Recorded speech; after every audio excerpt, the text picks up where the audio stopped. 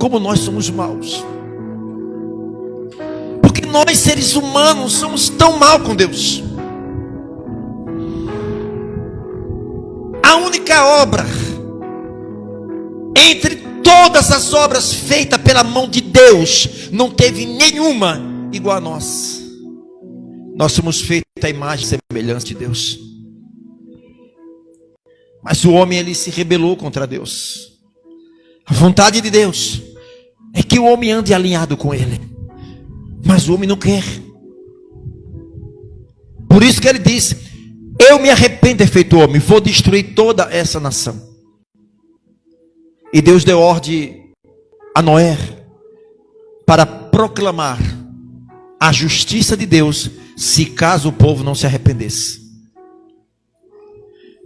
Passa-se 120 anos, Noé avisando aquele povo e construindo a arca. Que nada, este velho está caduco. Ele está velho. Ele não sabe mais o que diz. E Deus envia 40 dias e 40 noites de chuva e destrói com toda a humanidade, poupando apenas a família de Jó, 7 pessoas. Depois houve uma outra ocasião, uma cidade chamada Sodoma e Gomorra. A história conta que as crianças já estavam nascendo com ódio no coração. Uma cidade promíscua. E Deus destrói aquela cidade com fogo. Essa geração, essa terra vai ser destruída com fogo, amada igreja.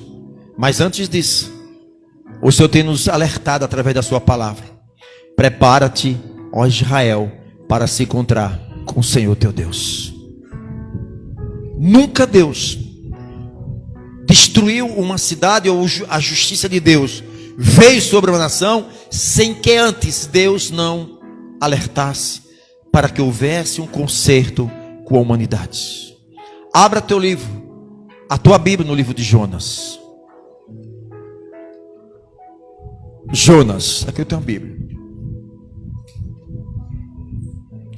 Olha aqui, Jonas.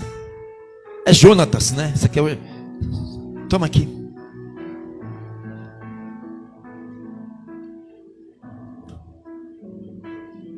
Jonas capítulo 1. Em nome de Jesus. Ai, se a humanidade compreendesse, amada igreja, o que é que Deus tem preparado para nós. A palavra diz que nem olhos viram, jamais ouvido ouviu e jamais penetrou no coração humano o que Deus tem preparado para nós, igreja. A Bíblia diz que o Senhor foi preparar as nossas moradas para quando nós, aonde Ele estiver, nós estejamos com Ele. A minha morada celestial, creia que a tua morada celestial o Senhor já foi preparar.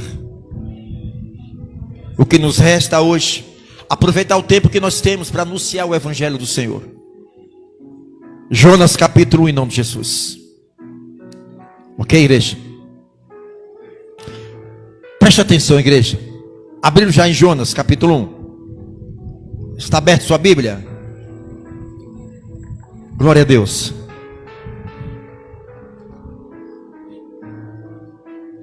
A cidade de Nínive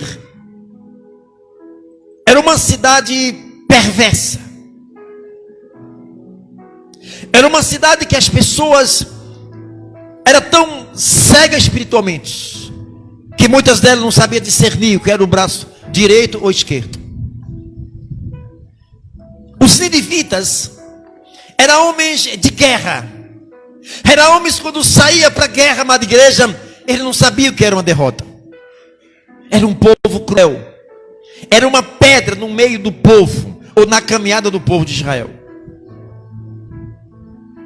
E Deus tinha algo a fazer aquela cidade.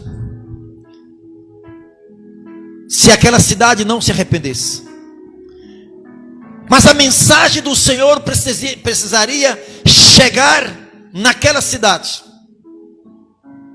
Porque Deus não ia destruir aquela cidade sem antes não avisar aquele povo. Havia 100.000 ninivitas. E Deus, olhando para essa terra, Deus viu um porta-voz dele. Deus viu um homem chamado Jonas, um profeta chamado Jonas. E Deus olha para Jonas e diz: ei, Jonas! Versículo 1, capítulo 1.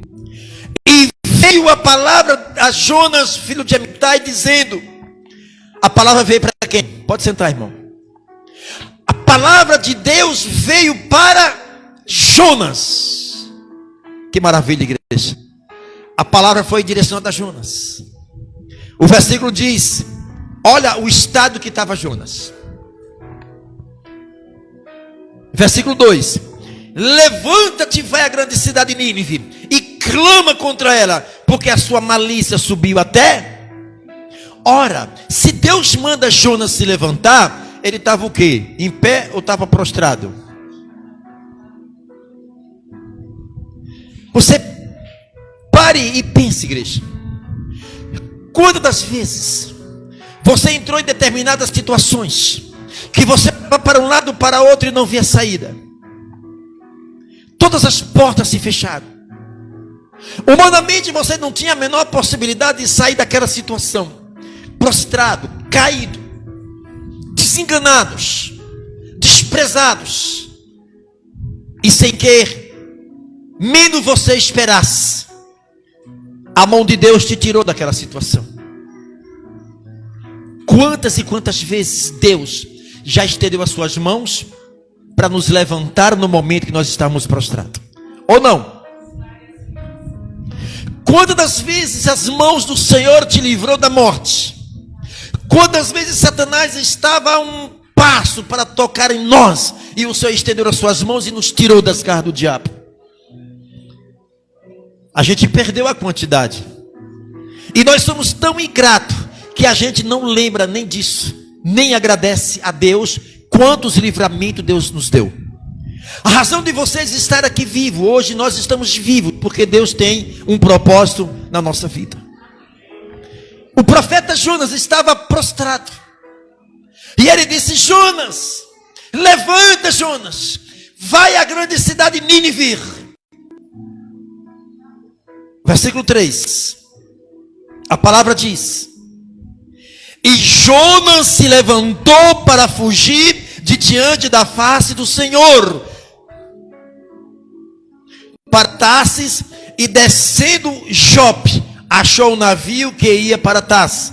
Pagou, pois, a sua passagem e desceu para dentro dele, para ir com eles para Tarsis, de diante da face do Senhor. Ei, Jonas se levantou para obedecer ou desobedecer? Quantas das vezes estávamos prostrados e Deus nos levantou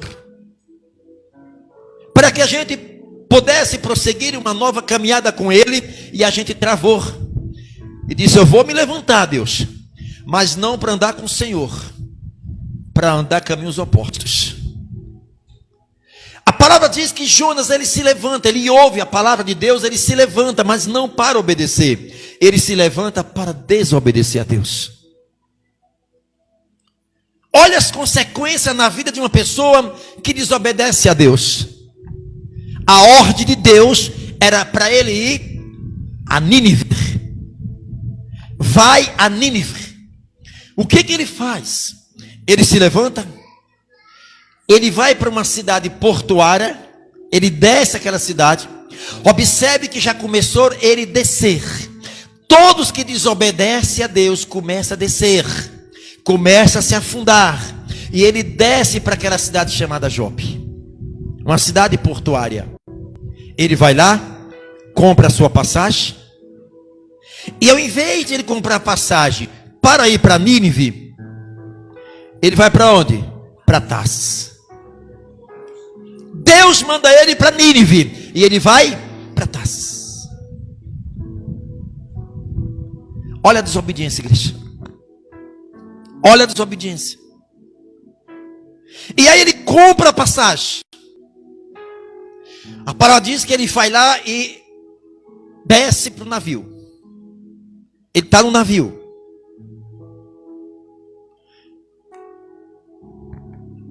E ele desce para o porão do navio. A vida de Jonas começa só a descer.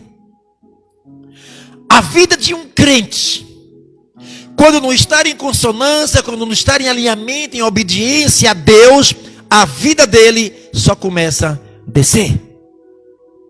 Porque isso é bíblico. O livro de Provérbios, capítulo 13, versículo 13, a palavra diz: todos que desprezam a palavra perecerá. Eu não conheço um que deixou o evangelho para dizer que está bem. Aparentemente pode estar bem, mas não tem nada bem, igreja. Isso é bíblico. Desprezou a Deus, desprezou a palavra, desprezou o chamado que Deus deu para nós. Não dá outra, é só afundar. Mas o livro de Jeremias, capítulo 42, diz, amada igreja, que aquele que começou uma obra em nós, há de concluir, de terminar. Entenda, igreja. A palavra diz em Efésios capítulo 1, versículo 4, que não foi nós que escolhemos a Deus, foi Ele que nos escolheu. Antes da fundação do mundo, o Senhor nos escolheu. Aquele que nos escolheu, aquele que nos chamou e nos escolheu, amada igreja, tem propósito nessa vida. O que acontece quando o homem ele é chamado por Deus? Como o profeta Jonas. Deus chama Jonas para uma missão e ele desobedece. Não tem problema. Aparentemente Jonas achava que estava enganando Deus, que Deus não estava vendo para onde ele ia. Ele dá as costas. Ele vai para o porão do navio. Versículo 4. Mas o Senhor mandou no mar um grande vento, e fez-se no mar uma grande tempestade, e o navio estava o quê? A se quebrar. Ei, Deus começa agora a criar uma articulação. Deus sopra no mar, envia o vento, fala com o vento ouve a voz de Deus. As tempestades começam a aumentar no mar. O navio começa a ponto de afundar-se e quebrar-se. A desobediência na vida de Jonas está levando toda uma tripulação a perigo de morte. Imagina a tripulação, como a palavra diz no versículo 5, 6 e diante, que aqueles tripulantes com medo de morrer, o que eles fazem com a carga? Ele pega as cargas e ele joga para fora do navio. Olha para aí. A consequência do pecado de Jonas está levando risco de vida para toda os passageiros. Observe que quando nós pecamos, tem uma consequência, e essas consequências podem estar também atingindo pessoas que estão ao nosso lado. Não brinque com o pecado. Por isso que nós estamos às quintas-feiras, a corrente, a campanha contra o pecado. E o que nós estamos aprendendo, amada igreja, não é estar fugindo de pecado, não é correndo do pecado, mas é correndo para uma vida de santificação, amada igreja. Porque quando nós procuramos viver uma vida de santificação, a gente tem força para resistir o pecado, para resistir às tentações. A tripulação está correndo risco de morte por causa da desobediência de Jonas. A palavra diz, amada igreja, no versículo 6, versículo 5: então temeram os marinheiros e clamavam cada um ao seu Deus. Era uma cultura da época deles, cada um tem o seu Deus, e eles clamavam ao seu Deus. E lançava no mar as fazendas que estava no navio para o aliviar do peso. Jonas, porém, subiu ou desceu? Desceu aos lugares do porão e deitou e dormiu um profundo sono. Como entender isso, igreja? O mar está em tempestade, o navio está a ponto de se partir, os marinheiros e os tripulantes já estão jogando todos os seus pertences, as suas cargas na água, e o profeta Jonas está dormindo em profundo sono. Quantas das vezes nós estamos assim, igreja? O cacete está comendo, o diabo está pisando na cabeça da nossa família, Satanás ele está bagunçando a nossa família. Uma família que não tem a luz de Deus, que não tem o conhecimento de Deus, e você que é luz para a tua família, e às vezes nós estamos dormindo, igreja, apenas de braços e cruzados, olhando Satanás atormentando a família. Jonas estava no profundo sono. A palavra diz que eles estavam todos atônitos e foram, desceram no porão e encontraram Jonas dormindo. Ei, por que dormes? Clama ao teu Deus. Jonas, clama ao teu Deus, Jonas. Cada um aqui está clamando o seu Deus, Jonas, e não está resolvendo nada, Jonas. E Jonas reconhece que ele estava em desobediência com Deus, e que as tempestades estavam vindo por conta de uma desobediência de Deus, com Deus. Olha o que Jonas fala: me pegue e me lance no mar. Em outras palavras, eu prefiro morrer, mas eu não vou a Nínive. Eu prefiro morrer, porque pegar Jonas e jogar, atirar no mar, era suicídio. Eu prefiro morrer, mas eu não vou em Nínive, porque eu sei, se eu chegar em Nínive e pregar a palavra, aquele povo vai se converter, e eu não quero ver aquele povo convertido. O profeta Jonas tinha algo no coração em relação aos ninivitas. Eles não queriam que os ninivitas se salvassem. Eles queriam, amada igreja, que Deus mandasse um castigo ali e destruísse todo mundo. Mas Deus não faria isso sem antes não avisar. A negligência de Jonas leva a toda uma tripulação daquele navio a risco de morte. Me lance sobre a água. A palavra diz que quando pegaram Jonas, lançaram no mar. O que acontece com o mar? Se acalma. A fúria de Deus cessa-se na vida dos tripulantes. Deus, ele dá uma ordem a um grande peixe: vai lá, engole aquele profeta desobediente, engole ele e leva para as profundezas do oceano. A palavra diz, amada igreja, que quando lançaram Jonas na água, todas as tempestades, o vento se acalmou, tempestade não havia mais. Imagino que criou um grande temor naquela tripulação. E agora Jonas, ele é tragado por um grande peixe e levado às profundidades do oceano. 3 dias e 3 noites Jonas, ele passa no estômago de um peixe. E lá no estômago do peixe, nas profundezas do oceano, só abre a sua boca e clama a Deus nos céus, e Deus ouve a oração. Igreja, se Deus ouvir uma oração nas profundezas do oceano, imagina aqui sobre a terra, amada igreja. 3 dias e 3 noites simbolizava a vida de Jonas no inferno. Imagine o que passa pela vida de Jonas, 3 dias e 3 noites. Mas a ordem de Deus era que ele chegasse aonde? Em Nínive. E a palavra diz que o peixe chega lá em Nínive, na praia, expurga Jonas. Jonas poderia ter chegado ali limpinho, todo engomadinho, cheiroso, tranquilo, mas Jonas chega agora ao meio aos vômitos. Mas ele foi.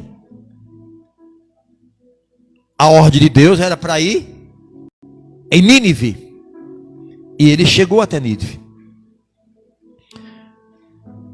Se nós trazermos para os dias de hoje, amada igreja, este líder do Senhor para Jonas é o líder de Jesus para nós. Ide por todo mundo pregar o evangelho a toda criatura. A palavra diz: aquele que sabe fazer o bem e não faz, esse também peca. O que nós temos feito? Como está o ídolo do Senhor na nossa vida? Será que nós temos pregado o evangelho do Senhor? Será que nós temos anunciado o evangelho do Senhor, amada igreja? Ou será que nós temos silenciado? A nossa boca não abre para falar do amor do Senhor. Este líder do Senhor é para nós. Este líder do Senhor não é mais para o discípulo, porque os discípulos já cumpriram a parte dele. É para nós. E nós, muitas das vezes, continuamos negligenciar um chamado que Deus nos deu, de pregar o evangelho. Pregar o evangelho não é só estar dentro, em cima de um altar, em frente de um púlpito com um microfone. Pregar o evangelho, na hora que você abre a tua boca para falar de Jesus, você está pregando o evangelho. A Bíblia diz: abre a tua boca que eu te encherei. Se você não abrir a boca, Deus não te enche. Mas se você abrir a boca, Deus te enche. Deus te dá a sabedoria. Deus derrama o seu poder, a sua virtude sobre aqueles que abrem a boca para falar do amor do Senhor. Jonas chega a Nínive. E quando ele prega em Nínive, o primeiro a se converter foi o rei de Nínive. A Bíblia diz que 120 mil moradores se convertem ao Senhor. Que obra maravilhosa. O poder da palavra.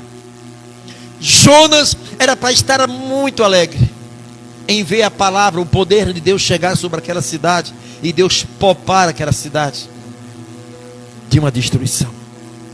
Quem diz que Jonas ficou alegre? Jonas ficou triste. Jonas ficou revoltado, amada igreja. Ele chegou ao ponto de dizer, no capítulo 2,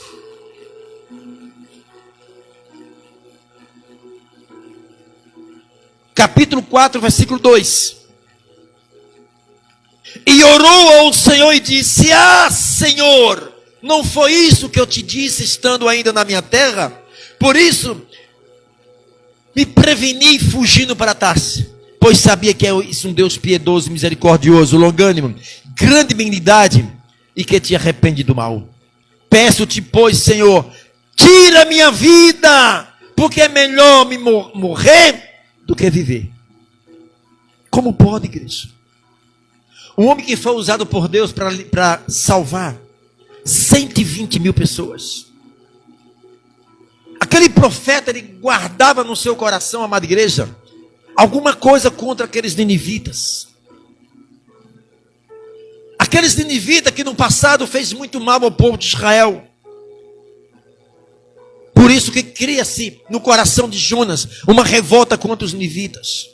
Este povo, eles têm que morrer. Este povo não merece ser salvo.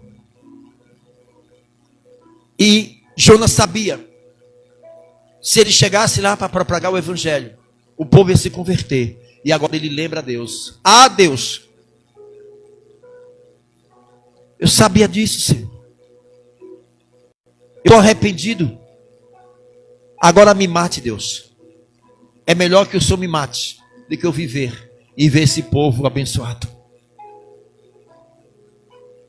Jonas, desgostoso, ele vai para um pé de abroboeiro, de abóbora, aquelas folhas frondosas, fazendo sombra, se acomodou, e vem as lagartas e come tudo, e ele começa a reclamar com Deus. O que Deus tem para fazer em nossa vida é coisas grandes, igreja. Tudo que nós precisamos é fazer uma reflexão sobre a nossa vida.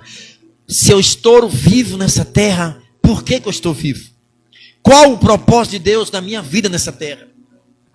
É apenas esquentar banco de igreja? É apenas cantar na frente de uma igreja? É apenas pregar, usar o microfone? Não! O que Deus quer na nossa vida, amada igreja, é que nós obedecemos o líder do Senhor. O povo está morrendo. Há muitas pessoas que a cada minuto, amada igreja, estão indo diretamente para o inferno. Há muitas pessoas agora que não chegarão à meia-noite. Há milhares de pessoas que não chegarão à meia-noite. Há milhares e milhares de pessoas que não verá mais o dia clarear. E muitos deles estão agora fazendo festa, bebendo, passeando. Muitos deles fazendo plano para daqui 1 ano, 2 anos, 3 anos, 10 anos. E sem saber muitos agora, que daqui a meia hora não estarão mais aqui. E a palavra diz, se hoje eu pedir a tua alma, o que tu tens para me oferecer. O homem faz todo tipo de plano. Mas o melhor plano, amada igreja, é alinhar a nossa vida com Deus. Há muita gente que estão sofrendo. Há muitas pessoas agora que estão marcadas para servir a Deus, mas estão nas garras do diabo. Estão bebendo, prostituindo, usando droga, traficando, roubando, matando, estuprando. Há muitas pessoas agora que estão marcadas para servir a Deus, mas porém nas garras de Satanás. Quem é que tem que ir lá para tirar essas pessoas que estão nas garras do diabo? Somos nós. Nós estamos caminhando para a eternidade. Aceite você ou não. Você e eu estamos caminhando em direção a uma eternidade. Onde passará as eternidades? A escolha é nossa. É você que escolhe onde passará a eternidade. Não é passar 10 anos, 100 anos, 1000 anos. Eternamente, amada igreja. Não terá mais alívio para quem está nas trevas. A vontade de Deus é que todos se salvem, que venham ao conhecimento da palavra do Senhor, igreja. Apocalipse 3, capítulo 20, a palavra diz: eis que estou à porta e bato. Se ouvires a minha voz, eu entrarei e serei. Se Jesus está fora batendo, amada igreja, é porque ele está fora do coração. Ele quer entrar. Ei, filho, abre este coração. Eu não quero o teu dinheiro, eu não quero o teu pertence. Eu só quero que você abra teu coração. Eu quero entrar dentro de você.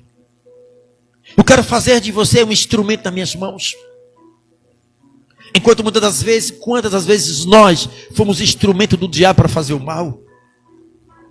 Quantas das vezes Satanás, alinhado a nós no passado, nós éramos instrumento dele para fazer a maldade, para viver fazendo a vontade dele, igreja. Mas o Senhor nos resgatou desse império das trevas. O Senhor implantou dentro de nós a sua presença. Nós só temos que agradecer a Deus por isso, igreja. O tempo está afunilando. Até quando nós ficaremos, amada igreja, de braços cruzados, esperando acontecer as coisas? Olha o que eu sempre falo. Ou nós mudamos a forma de pensar, ou a nossa vida não vai mudar nunca. Nós não iremos além daquilo que nós pensamos. Você pode, igreja. Você tem a palavra de Deus no seu coração. Você tem o Espírito Santo dentro de você. Você tem o nome de Jesus sobre você. Você tem os anjos do Senhor à sua disposição. O que é que está faltando, igreja? Deus é o Deus provedor da nossa vida. Ele não vai deixar falta nada não. Ele vai prover nossa vida. É impossível uma pessoa que está com uma vida alinhada diante do Senhor para que Deus não venha prover a sua vida. Tudo que nós precisamos é aprender a confiar em Deus. É isso que precisamos. Colocar na dependência de Deus. O que é dependência de Deus? É aquele momento que você está cara a cara com Deus. As suas forças terminaram. A sua capacidade financeira se acabou. Todos os seus recursos foram embora. Você agora, até para respirar, depende de Deus. Todas as suas capacidades humanas foram embora. É este momento que Deus quer ver quem é quem. É muito fácil dizer que ama a Deus, que adora a Deus, que Deus é maravilhoso. Eu quero ver na hora do momento, do teste. Porque Deus testa cada um de nós. E quando Ele aprova, Ele nos exalta, amada igreja. Nenhum problema na vida de um cristão que está alinhado com Deus acontece por um acaso. Eu não estou falando aqui de consequência dos nossos erros. Tem consequência dos nossos erros que nós pagamos. Então não atribua a Deus. Há muito sofrimento na vida de um ser humano que você não pode atribuir a Deus. Porque não foi Deus que causou isso na tua vida. Não foi Jesus que causou isso na tua família. Cada um de nós colhemos o que nós plantamos. É hora, amada igreja, de plantar uma nova semente. É hora de arrancar essa plantação maldita. A plantação que um dia nós plantamos da maldade, do pecado, da desobediência. É hora de a gente arrancar essa plantação, preparar o terreno e plantar uma nova semente com Cristo. Quando o agricultor ele planta, ele lança uma semente na terra, a semente não dá de um dia para outro. Ele espera um tempo. Existe um tempo determinado para cada plantação. Se o agricultor plantar verduras, me parece que em 90 dias já está colhendo. Se ele planta a mandioca, me parece que tem, acho que é 9 meses, 6 meses por aí. Cada planta tem um tempo adequado para dar o seu fruto. E o agricultor, ele sabe que vai plantar o tomate, que ele não vai colher daqui a 1 ano, daqui a 9 meses. Ele sabe que há 90 dias ele está colhendo o fruto, a semente que ele plantou. Eu quero dizer para você, igreja, há muitas plantações precisando ser arrancadas da nossa vida, de sementes que nós plantamos no passado.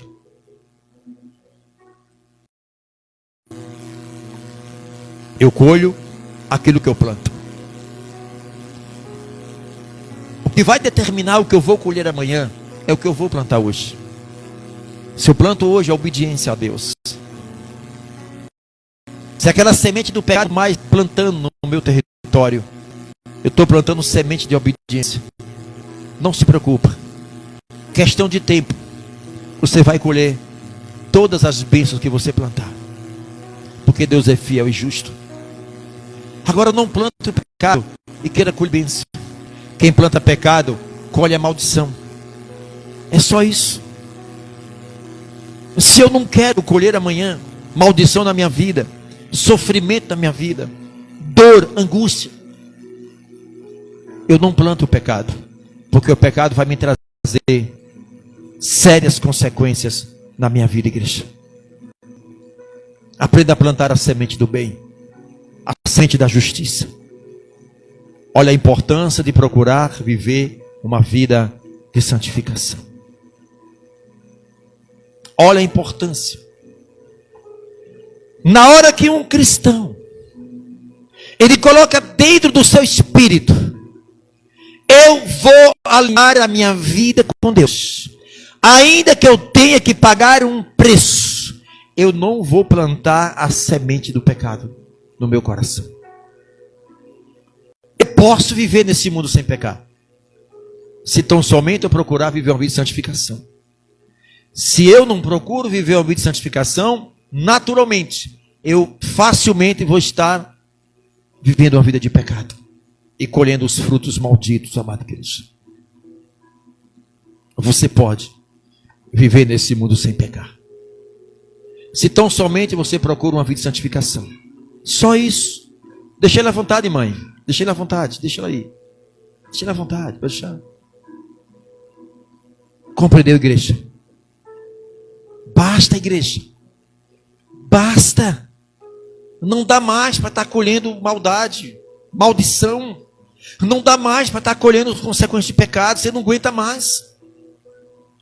Você chegou a determinada idade que está olhando para trás e está se questionando, perguntando: Deus, o que foi que eu fiz de errado? Como se Deus causou na sua vida a destruição na sua vida. Colhemos o que plantamos.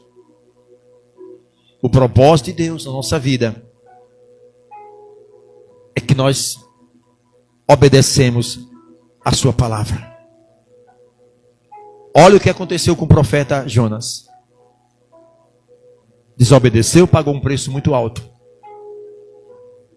Todos nós que desobedecemos a palavra, pagando consequência. Olhem para dentro de vocês.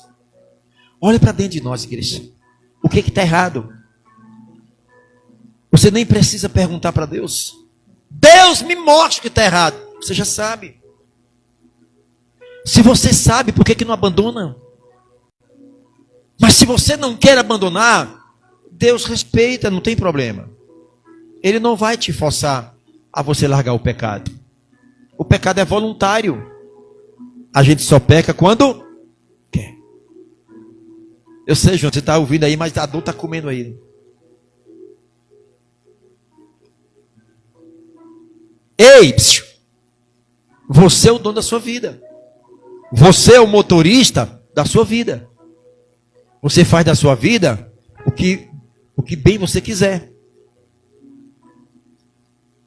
O homem quer matar o seu corpo, ele mata, Deus não proíbe.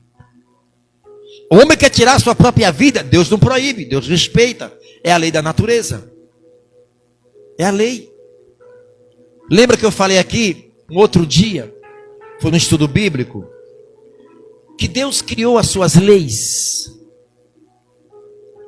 E Deus não interfere nas suas leis. O próprio Deus respeita a lei que ele estabeleceu. A lei espiritual, existe lei para tudo. Existe até a lei do Código Civil, a lei do Código Penal. Não existe. Para que serve? Para quando nós infringirmos a lei, nós vamos pegar por ela, pela própria lei. A lei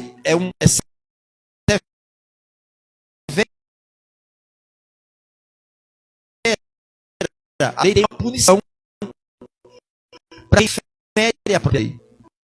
E a lei existe lei da gravidade? Existe lei da gravidade. Quem já andou de avião sabe muito bem que quando o avião ele ultrapassa as nuvens, você dentro do avião, mesmo pressurizado, você sente como se fosse um vidro para estourar.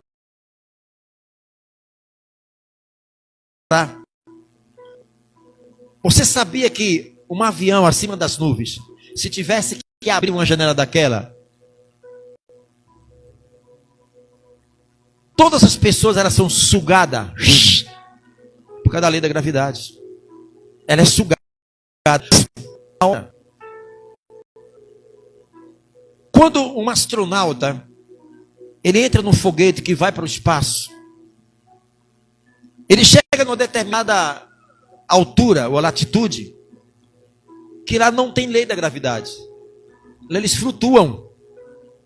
Por mais que queira descer, ele não desce.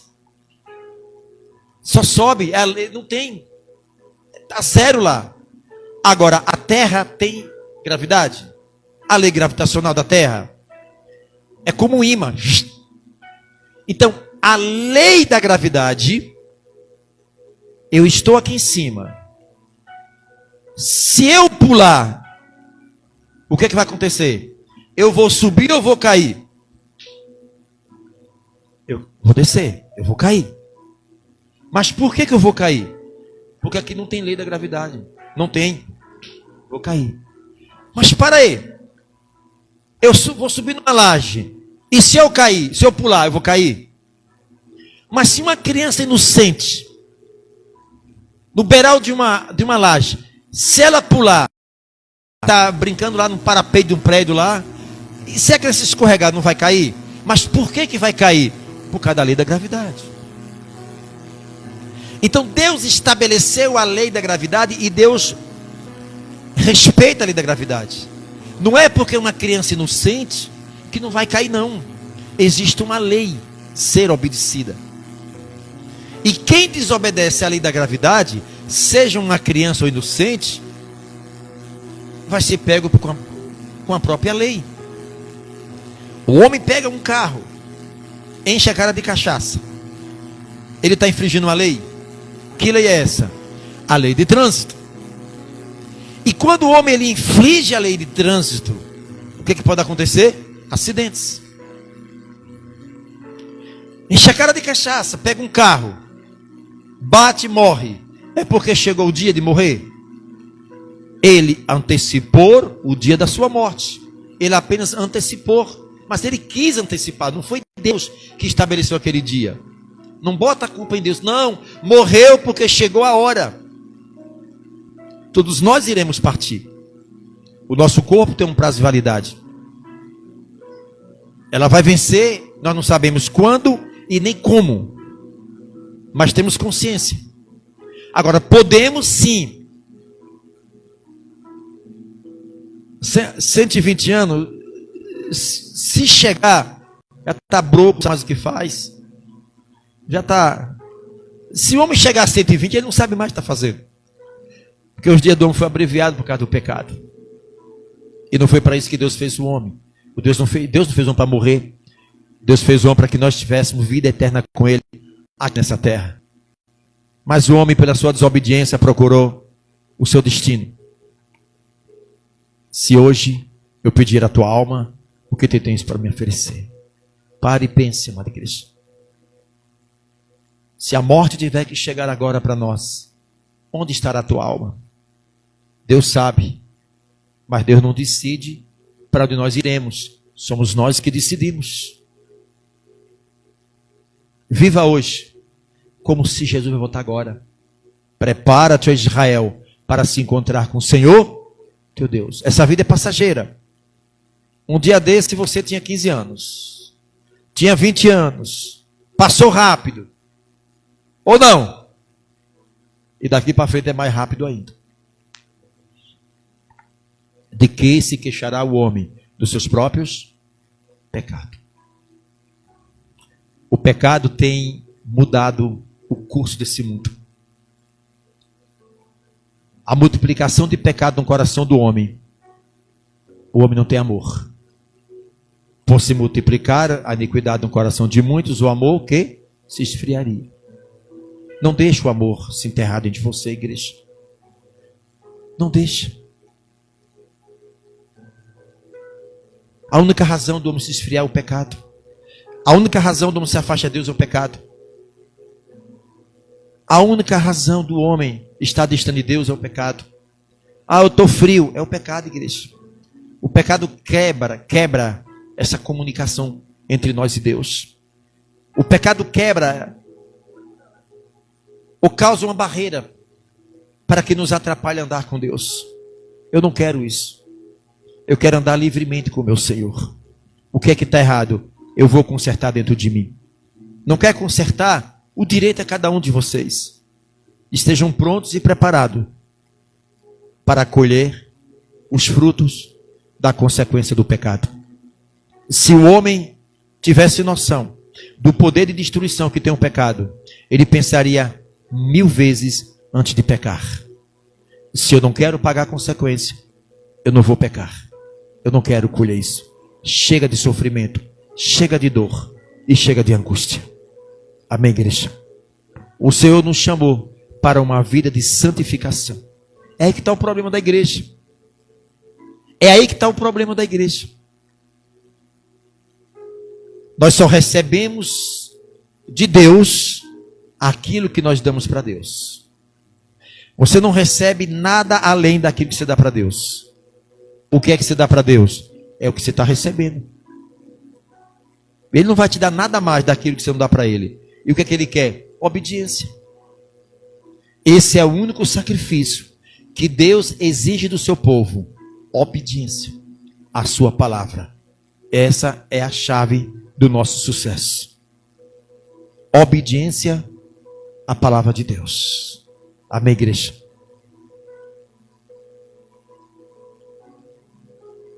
Todos vocês chegaram aqui hoje.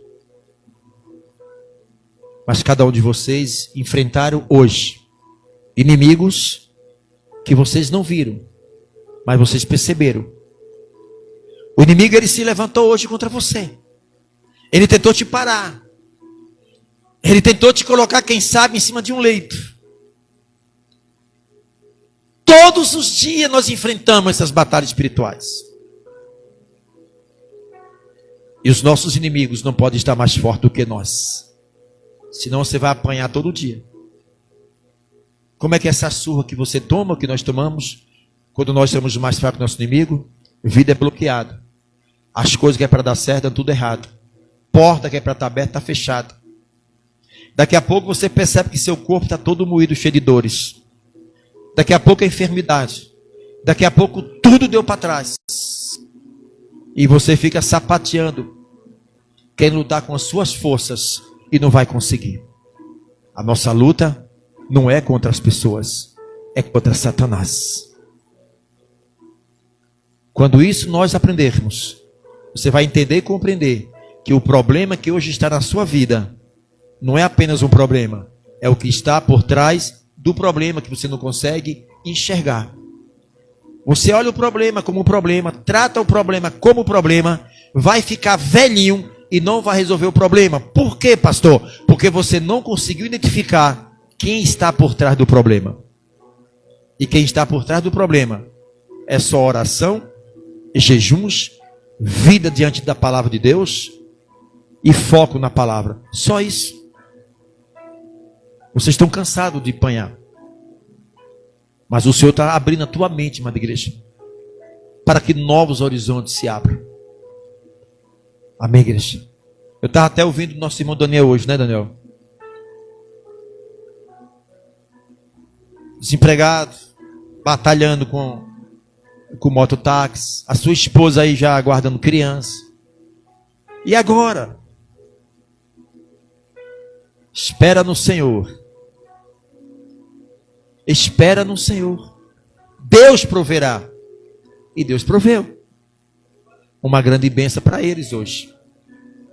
Aprenda a confiar em Deus. A vida está difícil. Por que eu falo isso? Eu já falei aqui. Esse ano já foi um de bênção para mim. Como explicar, amada igreja? Um assalariado, manter um carro. Olha que eu rodo, não é brincadeira. Aí vem habilitação que atrasa, vem pneu que fica careca, vem combustível, vem emplacamento. O que é que eu faço? Eu venho para o altar às madrugadas. O carro está lá mostrando já os arames. O que é que eu vou fazer? Eu vou chegar diante dos pneus e decretar: Senhor, muito obrigado por esse pneu novo que o Senhor já concedeu. Senhor, obrigado, eu não mereço, Senhor. Pelos olhos da fé, eu estou vendo os pneus, aqueles topinhos, os pneus novos que vem. Obrigado, Jesus. Aí estou vendo os arames, aqueles topinhos, todo aquele, como é que dá o nome aquele topinho do pneu novo? Não vem uns gominhos assim, uns pigmentozinhos, né? Obrigado. Aí eu entro no carro, vou trabalhar, vou para Itapuranga, na BR, agradecendo, Senhor, muito obrigado, Jesus. Eu estou vendo o barulhozinho do pneu novo, né? Dá um barulhozinho, né? Aí sabe o que Deus faz?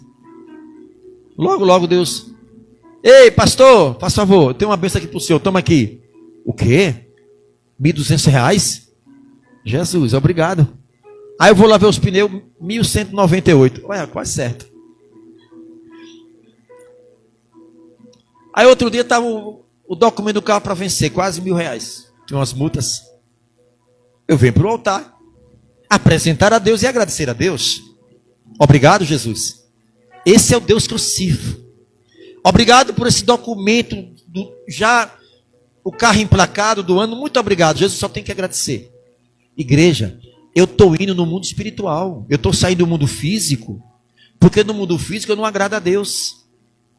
A gente aprende lá em Hebreus 11:6 que sem fé é impossível agradar a Deus. Então, onde é que Deus está? Em uma dimensão espiritual. Então, eu tenho que chegar onde está Deus, que é na dimensão espiritual. E como é que eu vou chegar lá? Através da minha fé. A fé, porque é a palavra que gera a fé no coração do homem. Não é isso que diz Hebreus 10:17? A fé vem pelo ouvir, e o ouvir a palavra de Deus. Então a palavra de Deus no coração do homem projeta a fé, e a fé é um veículo que vai te transportar no nível espiritual onde Deus está, e você está lá agradecendo a Deus. As coisas primeiro acontecem no mundo espiritual para se materializar. Antes que as coisas aconteçam no mundo físico, já aconteceu no espiritual. E aí você aprendeu a agradecer a Deus. Quando você aprende a agradecer a Deus, como diz o livro de Marcos 11:24, quando pedires algo ao Senhor, não é, creia que já recebeste. Então, se eu creio que eu já recebi, eu tenho que ser grato para agradecer a Deus antes de receber fisicamente. Eu já recebi espiritualmente, eu estou agradecendo a Deus, eu estou sendo grato. O meu agradecimento vai colocar Deus numa condição de Ele honrar o que eu estou falando. Porque a Bíblia diz que eu honro os que me honram. Você está compreendendo, igreja? Aí você fica o tempo todo, Senhor me dá, Senhor me... Não, Ele já deu tudo para nós. É que nós não compreendemos ainda. Temos dificuldade de compreender. Ao invés de nós agradecermos, nós estamos pedindo. Deus está no futuro, nós estamos no presente, e Ele no futuro aguarda a gente no presente, crê nas suas promessas. Então eu vou aprender agora é agradecer a Deus pelas coisas. Ei, esse crente está doido, está louco, maluco. Você está correto, eu estou doido mesmo, é Jesus. A minha fé você não vai entender. A Bíblia diz que a fé para o mundo é loucura. Então você vai me chamar de louco mesmo. Eu não estou numa dimensão física, quem está é o meu corpo, mas a minha alma, que eu sou um ser espiritual, eu já aprendi a transportar para um nível espiritual. E é lá onde eu vou agradecer, e é lá onde eu vou guerrear. Porque se os demônios são seres espirituais, eles também estão no nível espiritual. E é no território dele que eu vou lutar com ele. E lá ele vai perder para mim. Porque eu cheguei aonde ele está com a autoridade de Deus. Eu venço no mundo espiritual, aqui no físico eu tenho um domínio. Só isso. Amém, igreja? Não tenha medo, crente. O dia da manhã pertence a Deus. Aprenda só a agradecer a Deus. Mude a sua oração. Não fique chorando pelos cantos, se lamentando. Porque enquanto você chora pelos cantos, o seu choro não vai convencer e comover o coração de Deus. O que comove o coração de Deus é a sua fé. No nome de Jesus. Amém?